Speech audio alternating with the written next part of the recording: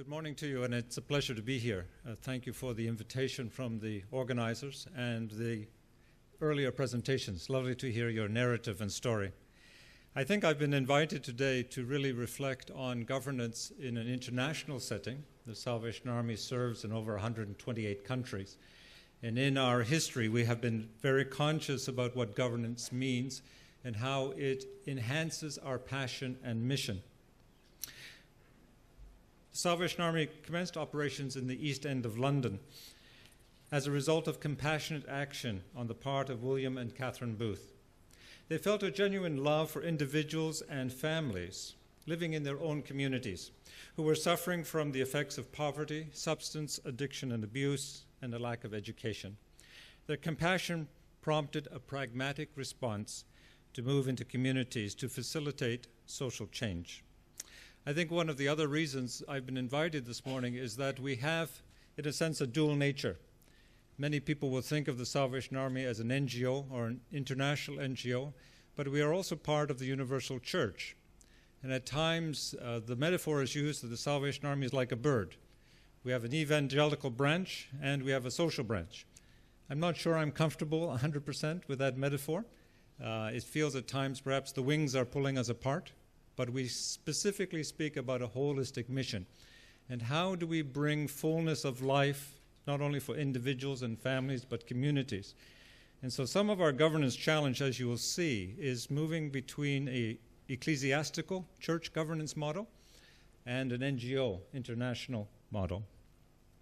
Within a few short years, this movement that had started in the East End of London with a passion to see individuals and communities transform, had attracted many followers and spread outside of England. During this process of expansion, the foundations for what would become the International Salvation Army, serving in 128 countries around the world, were established. Rapid global expansion was only possible due to partnerships with government bodies and very generous fiscal contributions from church congregations and the general public. The movement had many patrons at high levels, but also had many ardent critics. One of the strongest voices of the day asked a very demanding question, and we can see a caricature on the screen. Now, Mr. Booth, let us know what you're going to do with all the money. I appreciated our previous speaker and Booth Chicago. The Salvation Army uses Booth as well. We have Booth Winnipeg, Booth London, Booth Australia. I think some of our students have gone to you thinking that we were you, but the other way around. So we need to talk about reciprocal responsibility. Now, Mr. Booth, let us know what you're going to do with all the money. The core values of integrity, accountability, transparency, and good governance prompted William Booth to establish, from the very beginning, a rigorous and robust accountability framework, which was implemented around the world. Within 30 years, we had spread to over 35 countries. One of the primary features of this framework was a clear separation between the founder, William Booth, and the movement's financial system. While he aggressively pursued program development and implementation, others were tasked, a clear separation, others were tasked to make sure the finances were adequate to the task, something we heard Fanny speak about, and clearly accounted for so that there were no question marks.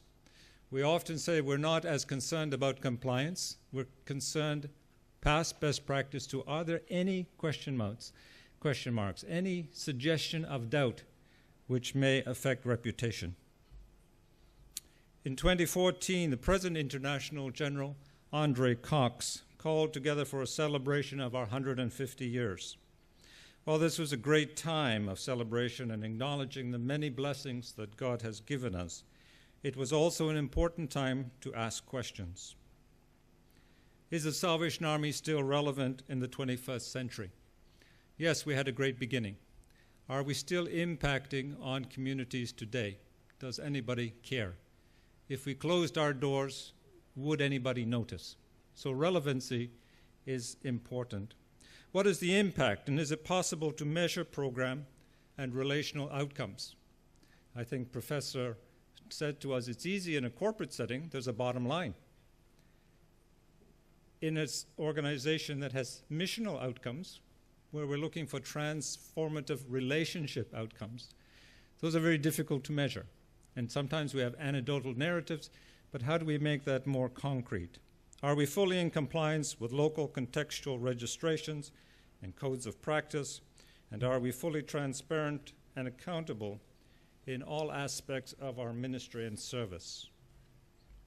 To answer these questions, the accountability movement was launched, and every country required to engage in a process of inquiry, review, and reporting on 4 major themes: governance, finance, impact measurement, and protecting the vulnerable, with a first stage focus, intentional focus, on children.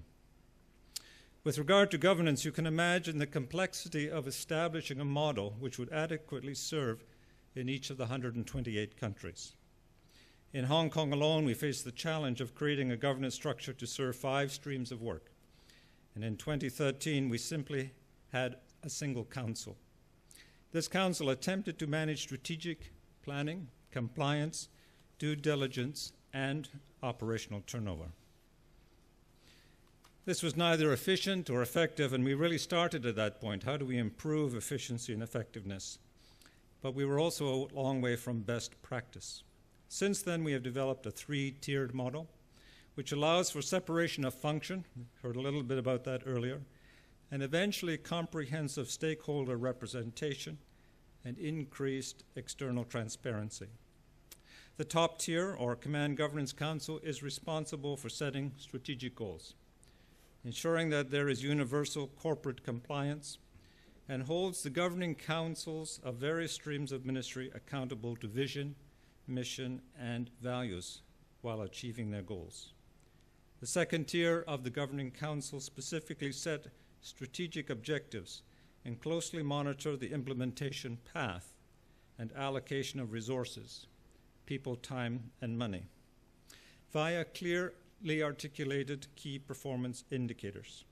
By separating the various streams of work, we have increased our effectiveness by having specifically designated time to focus intentionally on one stream of work and its present and future needs. We are also able to invite external professionals to join the team and contribute in discussion in their fields of expertise, thus improving our quality of service. The last tier of councils or management boards is where the rubber hits the road. It is here that increased efficiency has been achieved. By getting the frontline staff and managers together to implement their approved strategic plans and budgets, there's no longer a need to have what seem to be endless discussions in a single council.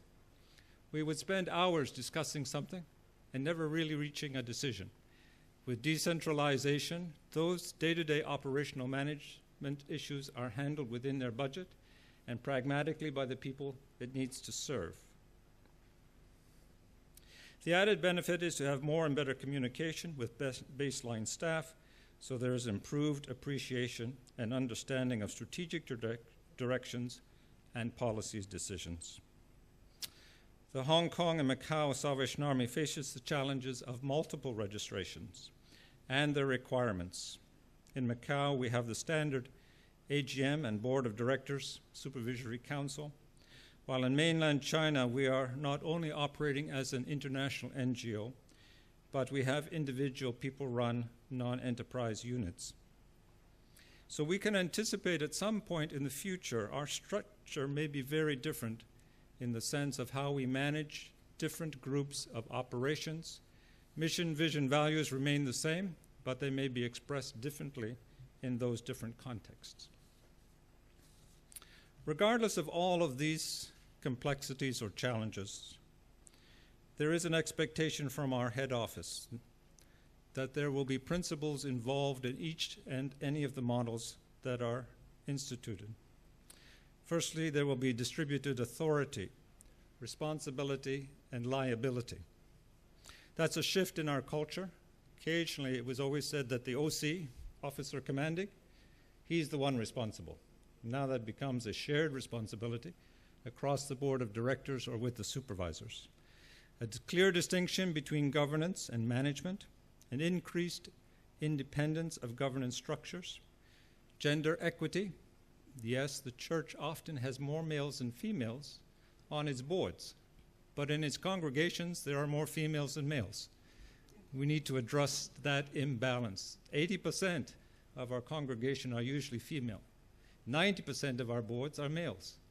So we need to think there's something that's not quite right. So we're specifically saying, let's make sure we have gender equity, mutual accountability. We need to get the right people in the right room at the right table. And so we look for skills and expertise. There's nothing worse than sitting in a room talking about pensions with biblical theological scholars. Which one of these will be best? Well, the yellow one. It looks very nice because we have no idea about actuary responses and projections. And so making sure that the right person in the right room at the right board is bringing us the skills we need. Importantly, of course, there must always be representation of our stakeholders, those that we are engaging in. And this is a process of reciprocity. We look for transformation in individuals and communities, but that also transforms us because we learn something new from each new relationship. And so there's value in having stakeholders in the room with us. Strategic and operational mix must be right. And that's not easy to do and something we are still struggling with. The Salvation Army's intention is not only to be in compliance of registration requirements, but to be proactive and exceed best practice in all sectors of its ministry and service delivery. Recently, in my own reading and research, I've come across the phrase, a culture of integrity, rather than a culture of compliance. That made me stop and think. A culture of integrity, not a culture of compliance. This rings true to me both in heart and mind. In Christian circles, the word integrity... Excuse me. Good, I'm behind. Thank you. In Christian circles, the word integrity refers to a biblical principle and expects that we act consistently in a godly manner across and in all aspects of our lives. To be consistent in our church life, our family life, our business life, and our community life. And this life is based on values of doing the right thing. I think we heard that phrase earlier this morning, doing the right thing. Not because we're required to, not because somebody's going to audit us, not because we're going to be shut down, but doing the right thing at the right time is always the right thing to do. It is our desire and commitment to achieve this in everything we do and say. It's been a journey for us, particularly since 2013, and more focused in the last 2 years. Our objectives for 2018. Our titles should reflect our functions. Even today, there was a little confusion. I have a title which is a rank, Lieutenant Colonel Ian Swan. Then I have another title which calls me Officer Commanding. What does that mean? If we're talking to church members, it means I'm the bishop. If we're talking to social and education members, it means I'm chairman of the board. On some occasions, I'm still the chief executive officer. And so we need to make sure that our governance models identify the individuals and their roles and functions. Establishment of non-executive members at all levels of governance structure. We have been working at this consistently, and there are in many of our councils and our boards external members who are dedicated volunteers. Many of them are very passionate. They understand mission and vision, and I trust them. But we need to make sure that they are consistently represented across all levels. The establishment of clear, concise goals, objectives, and key performance indicators for our governance councils.